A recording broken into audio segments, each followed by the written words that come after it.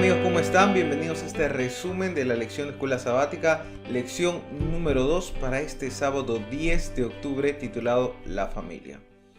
Una de las cosas más emocionantes que los padres experimentan es el escuchar a su bebé conforme él se va desarrollando en el vientre de la madre. Pero esto es recíproco, los bebés también comienzan a percibir los sonidos y es más, hay estudios que dicen que ellos se comienzan a familiarizar ya con la voz del padre, la voz de la madre, con el sonido del ambiente, y esto es muy importante, el escuchar. Hay una cita muy interesante que nos dice lo siguiente: prestar atención a las cosas buenas es esencial en la vida.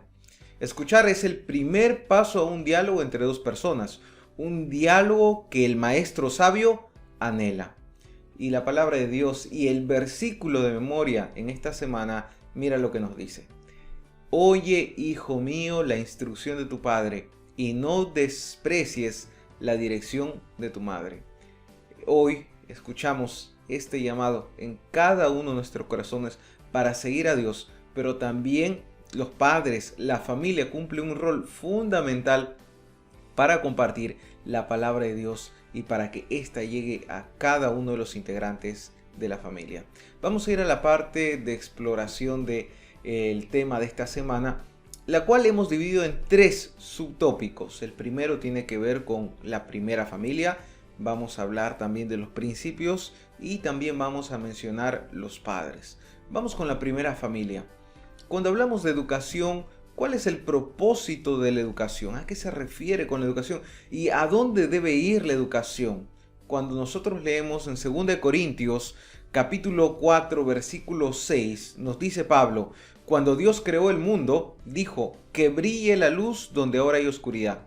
Y cuando nos permitió entender la buena noticia, las buenas nuevas, también iluminó nuestro entendimiento para que por medio de Cristo conociéramos su grandeza. Miren, ¿no? Para que por medio de Cristo conociéramos. Dios nos ilumina el entendimiento y por medio de Cristo nosotros conocemos, nos acercamos a Dios. El propósito, por lo tanto, de la educación es acercar al ser humano al Señor, aprender de Él, tener esa comunión como lo fue en el Edén, una comunión estrecha para con Dios. Pues un Dios que es como un padre amoroso desea estar cerca de sus hijos, brindarles su amor, protección y conocimiento. Es más, cuando nosotros leemos el texto de Lucas capítulo 3, versículo 38, se menciona a Adán como hijo de Dios. Es por eso que queremos mencionar la primera familia fue la familia edénica. Adán y Eva y Dios como padre instruyendo y ejerciendo esa función de tutor y de maestro para ellos.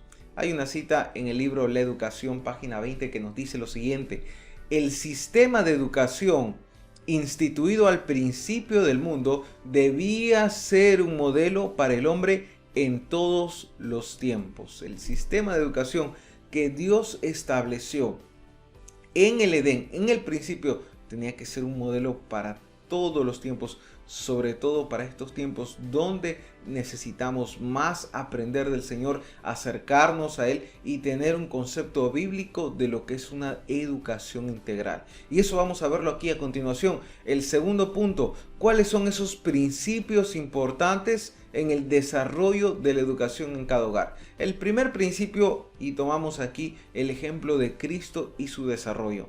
Nos dice Lucas capítulo 2, versículo 52 lo siguiente: y Jesús crecía en sabiduría y en estatura y en gracia para con Dios y los hombres. Jesús tuvo un crecimiento integral y la verdadera educación apunta a ese crecimiento, no solamente a adquirir conocimiento, que es muy importante, sino a desarrollarse en todas las demás áreas. La educación bíblica que nosotros encontramos en la palabra de Dios nos habla de eso, de un ser humano que debe desarrollarse integralmente. Dios está interesado en el desarrollo, en el crecimiento de cada una de nuestras áreas. Así que por lo tanto, el padre y el madre como maestros, como tutores, como discipuladores de su familia, de su hogar, deben estar preocupados por tener este crecimiento y desarrollo integral en cada uno de sus hogares. Y aquí mencionamos dos elementos importantes también: la comunicación y la compañía. Leemos Proverbios 23:22, que nos dice lo siguiente: escucha a tu padre que te dio la vida y no desprecies a tu madre cuando sea anciana. El primer elemento indispensable para que haya educación es que tiene que haber comunicación. La comunicación es elemental. Sin comunicación no puede haber enseñanza, no puede haber una retroalimentación. Así que debe haber una comunicación y tiene que ser una comunicación de calidad. Pero no solamente comunicación, sino que tiene que haber también compañía. Mira lo que dice Deuteronomio capítulo 6, versículo 7, en esta versión Dios habla hoy que seleccioné. Enséñales continuamente a tus hijos, háblales de ellas, tanto en tu casa como en el camino, y cuando te acuestes y cuando te levantes. Está hablando de enseñar la ley de Dios, la palabra de Dios, pero ¿cómo menciona esta sucesión? Continuamente, háblales de ellas en tu casa, en el camino, a la hora de acostarse, cuando te levantes. Es decir, en todo momento debe haber una enseñanza, no solamente de, como podríamos decir, una transmisión de información, sino que esto debe de ir acompañado de eso, de la presencia. El padre no le dice al hijo, tienes que orar, sino le dice, vamos a orar. No le dice, debes estudiar la Biblia, sino, ven, vamos a leer la Biblia. Y no solamente animarle a que se una a él en algo, sino antes de animarle, debe mostrarle con el ejemplo cómo se hace. Esta es una verdadera educación. Alguien llamaría a esta educación como una educación de modelaje, donde se presenta el maestro como modelo de manera integral para sus alumnos a seguir. Esta es la educación que Dios espera que haya en cada hogar, que sean los padres que tomen las riendas y que tomen el desafío con el ejemplo de guiar a sus hijos y acercarlos a Dios. Y el tercer punto tiene que ver con la familia, con los padres. Mencionamos en primer lugar este texto de Efesios capítulo 6, versículo 4. Dice, y vosotros padres, no provoquéis a ir a vuestros hijos, sino criadlos en la disciplina e instrucción del Señor. Dos elementos importantes: disciplina, que es constancia, corregir, guiar, marcar el sendero, e instrucción, todo el conocimiento que es necesario para poder tomar buenas decisiones. Pero tanto la disciplina como la instrucción deben venir del Señor. Cuando la disciplina que aplica el Padre es una disciplina que no viene de Dios, no va a guiar por el camino que debe guiar, ¿verdad? Y cuando la instrucción, es decir, el conocimiento, no viene de la fuente de Dios, estamos en graves problemas, porque si no viene de Dios, viene de otro lado, y esa información puede ser muy dañina, puede ser muy peligrosa y puede llevar a la familia a tomar terribles decisiones. Además, no solamente esto, sino que hay un elemento muy importante en la educación en el hogar, que es el amor. Mira lo que dice Efesios capítulo 5, verso 25. Esposos, amen a sus esposas así como Cristo amó a la iglesia y se entregó por ella. Y también dice que las esposas respeten a sus maridos. ¿Qué es lo que nos quiere decir la Biblia aquí? Que el amor que haya entre los esposos, entre los padres, el amor y el respeto genera y crea el mejor ambiente para poder criar a hijos, para poder educarlos, para que ellos puedan aprender en los caminos del Señor. El mejor regalo que un padre, que una madre puede dar a sus hijos es ver que sus padres se aman. Ese es un regalo sorprendente que vale mucho más que cualquier otra cosa que se le pueda dar a un niño cuando él siente que está en un hogar donde hay amor, donde sus padres trabajan unidos en una sola dirección. Pues la enseñanza es mucho más eficiente. Pero también queremos aclarar algo. Somos seres humanos con libre albedrío y cada uno al final toma la decisión qué hacer con su vida, dónde ir y si utilizar todo aquello que los padres depositaron en su ser o tomar las decisiones inapropiadas.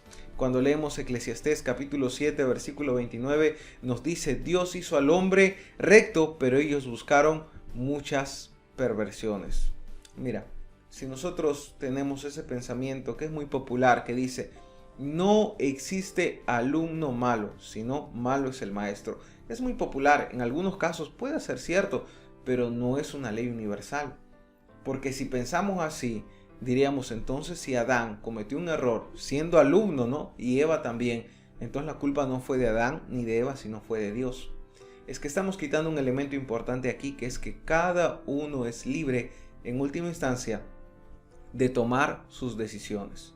Claro que una persona que ha sido criada y con la mejor educación y con una educación cristocéntrica tiene muchas más herramientas, pero siempre la persona es libre de escoger el camino que ha de tomar.